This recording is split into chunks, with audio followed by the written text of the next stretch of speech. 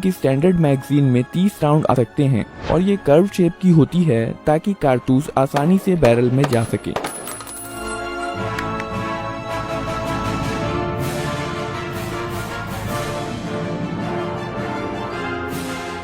Shooter front और rear side की मदद से निशाना लगाता है। AK-47 और AKM की मैक्सिमम इफेक्टिव रेंज लगभग 400 मीटर की होती है।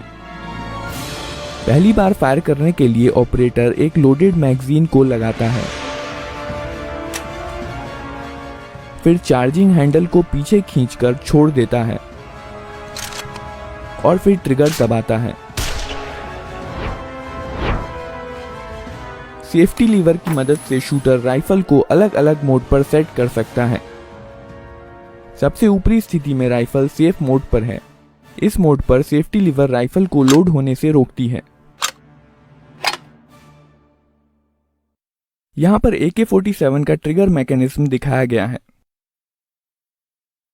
जब राइफल सेफ मोड पर है तो ट्रिगर ब्लॉक हो जाता है और इसलिए ट्रिगर को नहीं दबाया जा सकता है। जब सेफ्टी लीवर सबसे निचले स्थान पर होती है तो ट्रिगर अनब्लॉक हो जाता है और राइफल अब सेमी ऑटोमेटिक मोड पर है। जब ट्रिगर दबाया जाता है तो हैमर मेन स्प्रिंग के दबाव में फायरिंग पिन पर चोट करता है। फायरिंग के बाद बोल्ट कैरियर पीछे आता है और हैमर को पीछे धकेल देता है। डिस्कनेक्टर हैमर को पकड़ लेता है। बोल्ट कैरियर रिकॉइल स्प्रिंग के कारण अपनी पहले वाली स्थिति में चला जाता है, जबकि हैमर डिस्कनेक्टर में फंसा रह जाता है।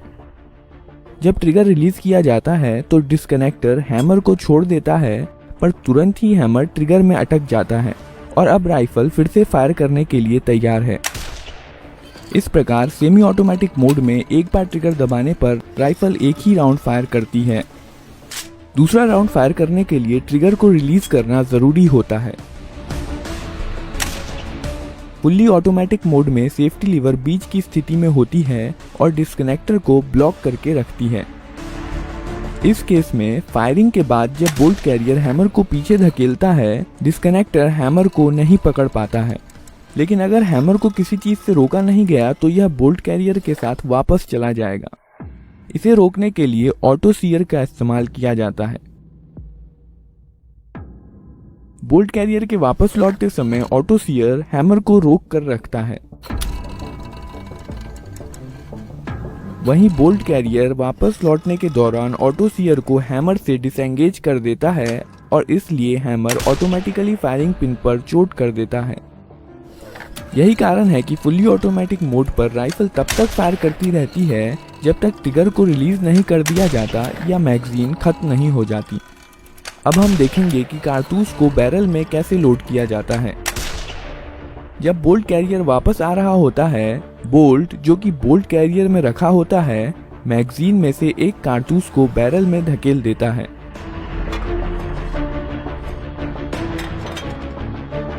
कारतूस का पिछला हिस्सा बोल्ट में लगे एक्सट्रैक्टर में फंस जाता है।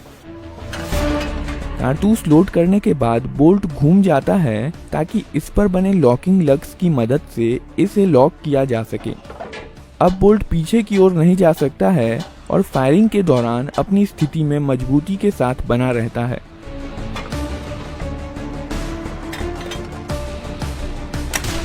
बोल्ट को बोल्ट कैरियर के अंदरूनी हिस्से में बने कैम गाइड के माध्यम से घुमाया जाता है।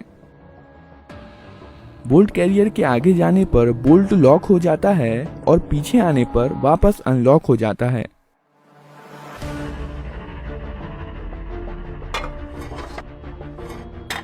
अब बंदूक फायरिंग के लिए तैयार है। ट्रिगर दबाने पर हैमर फायरिंग पिन पर चोट करता है जो कि बोल्ट के अंदर रखी होती है। बदले में फायरिंग पिन कारतूस के प्राइमर पर चोट करती है। प्राइमर में इम्पैक्ट सेंसिटिव एक्सप्लोजिव होता है जो झटका लगने पर जल जाता है। इसके कारण कारतूस में रखे गन पाउडर में आग लग जाती है और बुलेट के पीछे की जगह बहुत सारी हाई प्रेशर गर्म गैसों से भर जाती है। क्योंकि इन गैसों के पास बाहर निकलने का कोई रास्ता नहीं है, यह बुलेट को पीछे से बहुत फोर्स के साथ धकेलती हैं, जिसके कारण बुलेट बहुत तेज गति के साथ बैरल से बाहर निकलती है।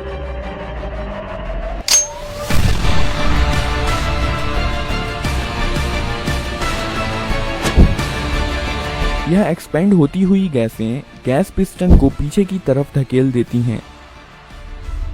यही वजह है कि इस तरह की रीलोडिंग को गैस ऑपरेटेड रीलोडिंग कहा जाता है।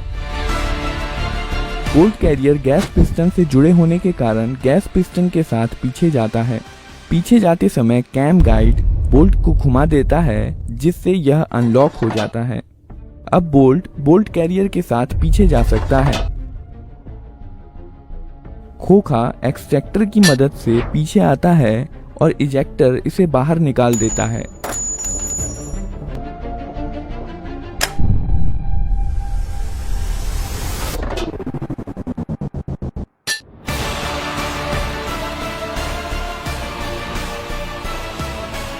पीछे जाते समय बोल्ट कैरियर हैमर को पीछे धकेल देता है और वापस आते समय बैरल में अगला राउंड लोड कर देता है और इस प्रकार मोड के अनुसार राइफल अगला राउंड फायर करने के लिए तैयार है।